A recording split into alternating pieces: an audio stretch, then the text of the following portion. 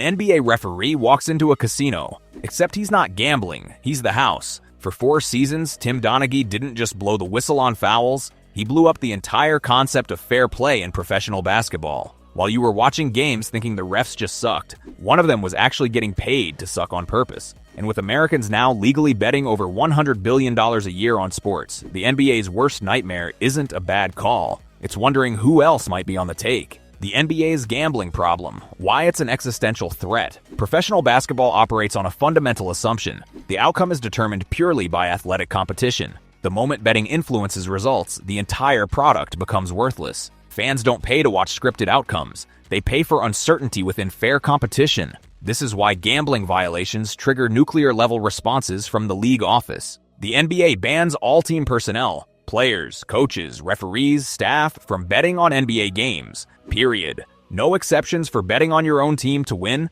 No exceptions for small amounts. No loopholes. The rule extends further. Personnel cannot bet on any basketball game the NBA oversees, including G League, Summer League, or international competitions where NBA players participate. Even sharing inside information with gamblers violates league policy, regardless of whether you personally place bets. This zero-tolerance policy exists because sports betting creates catastrophic incentives. A player doesn't need to intentionally lose a game to manipulate outcomes. They can affect point spreads by underperforming slightly, missing free throws at key moments, or committing strategic fouls. A referee can influence games even more easily through selective foul calls, especially in the final minutes when margins are tight. These manipulations are nearly impossible to detect in real time because they blend into normal game variance. The financial temptation is enormous. Legal sports betting in the United States has exploded since 2018 when the Supreme Court struck down the federal ban. Billions of dollars now flow through betting markets on every NBA game. Organized gambling operations have sophisticated methods for exploiting insider information,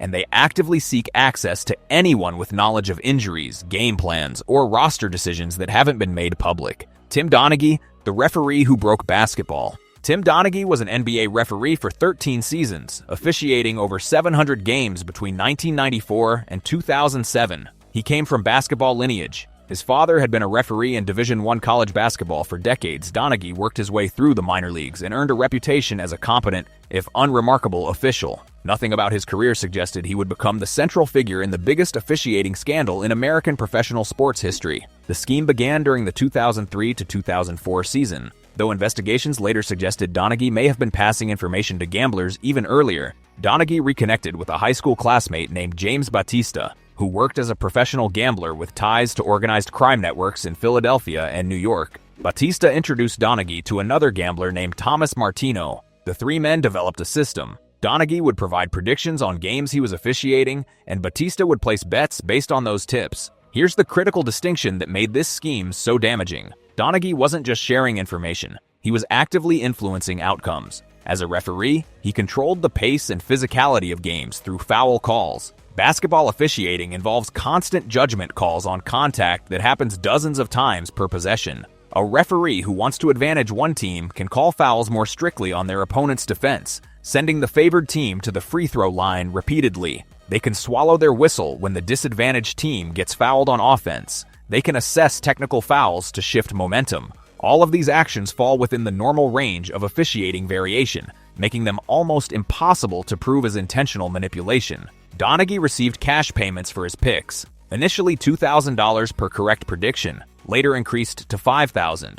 Over 4 seasons, he made approximately $200,000 from the scheme. Meanwhile, Batista and his gambling associates won millions by betting heavily on games where they had insider manipulation, not just insider information. How the scheme unraveled. The FBI didn't discover Donaghy's betting scheme through sports analysis. They stumbled onto it during a completely separate investigation into organized crime. Federal agents were wiretapping members of the Gambino crime family in New York as part of a broader racketeering case. During those wiretaps, they intercepted conversations about an NBA referee who was providing information and influencing games for betting purposes. The FBI began investigating in early 2007, monitoring Donaghy's phone calls, financial transactions, and travel patterns. They discovered suspicious communication between Donaghy and known gamblers, particularly calls made immediately after games and during playoff series. The betting patterns were damning.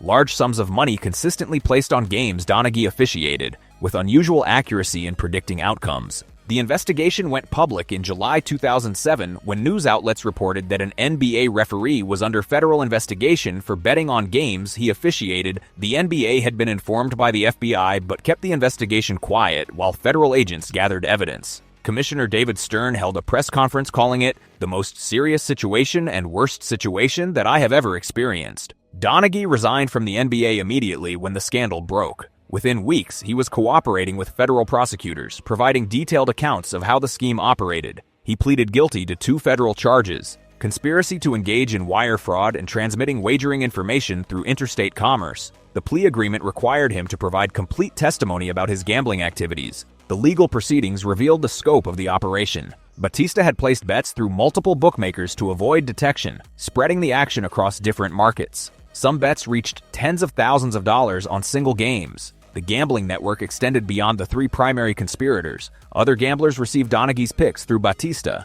creating a wider circle of people profiting from fixed games. Sentencing and the billion-dollar betting explosion. Donaghy was sentenced in July 2008 to 15 months in federal prison. He served 11 months before being released to a halfway house, then completed 3 years of supervised probation. Batista received 15 months. Martino got 1 year and 1 day. The sentences were remarkably light for a conspiracy that compromised the integrity of a major professional sports league. Federal prosecutors noted that Donaghy's cooperation and lack of prior criminal history warranted leniency. The NBA conducted its own internal investigation led by former prosecutor Larry Pedowitz. The league reviewed all games Donaghy officiated during the period of his gambling activity, analyzing statistical patterns in foul calls, point spreads, and game outcomes. The Pedowitz report concluded that while Donaghy clearly violated league rules and federal law, there was no evidence of a broader conspiracy involving other referees. The NBA implemented new oversight measures, tracking referee statistics more closely,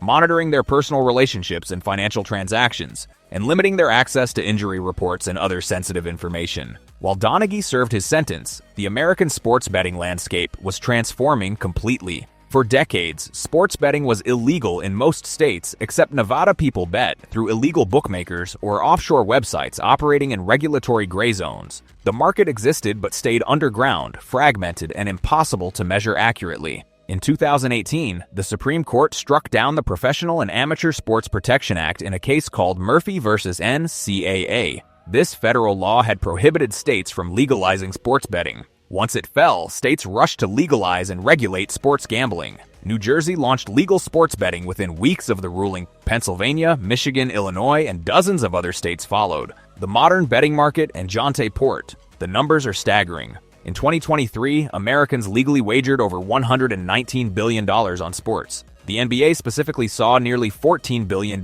in legal betting handle. That's the total amount wagered, not the amount betting companies kept as profit. Mobile betting apps like DraftKings, FanDuel, and BetMGM made placing bets instantaneous. You can now bet on individual player performances, quarter-by-quarter outcomes, and live in-game props that update in real time as games unfold. This explosion created new vulnerabilities. More betting markets mean more opportunities for manipulation. Prop bets on individual player statistics. Will a player score over or under a certain point total, grab a specific number of rebounds, can be influenced by a single person's performance without affecting the game's final outcome. A player can intentionally underperform their prop bet number while their team still wins comfortably. Jontay Porter provided the blueprint. Porter was a backup center for the Toronto Raptors during the 2023 to 2024 season, playing limited minutes off the bench. In January 2024, Porter played only 4 minutes in a game against the Clippers before leaving with an alleged illness. In March, he played 3 minutes against the Kings, claiming an eye injury forced him out early.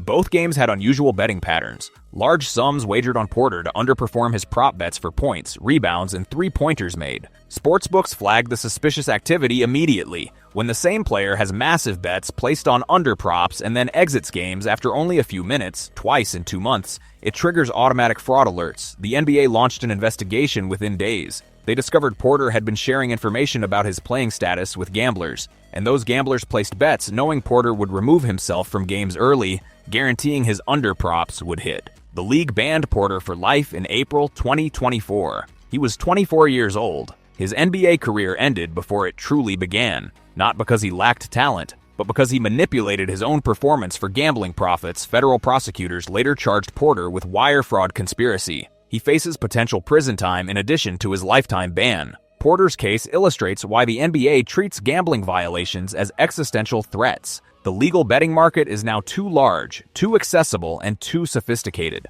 Every player, referee, and staff member represents a potential point of compromise. One person with inside information can corrupt entire betting markets. The league's credibility depends on maintaining absolute separation between competition and gambling interests, and that separation grows harder to enforce as betting becomes woven into how millions of fans engage with basketball. So there you have it, the NBA's gambling problem in all its glory. Tim Donaghy proved that one ref with a burner phone and some shady friends could turn the league into his personal ATM. Jontay Porter showed us that even in 2024, with all the surveillance and monitoring, players are still dumb enough to think they can fake an eye injury, cash in on prop bets, and somehow not get caught. The morale of the story? The NBA runs on trust, and trust is really hard to maintain when there's 14 billion reasons to cheat every single season. If you enjoyed learning about professional athletes making spectacularly stupid decisions, smash that subscribe button. We've got plenty more controversial content and legendary sports rivalries coming your way, because if there's one thing better than watching basketball, it's watching basketball fall apart. Now, if you'll excuse me, I need to go place a bet on which referee gets investigated next. I'm kidding, mostly.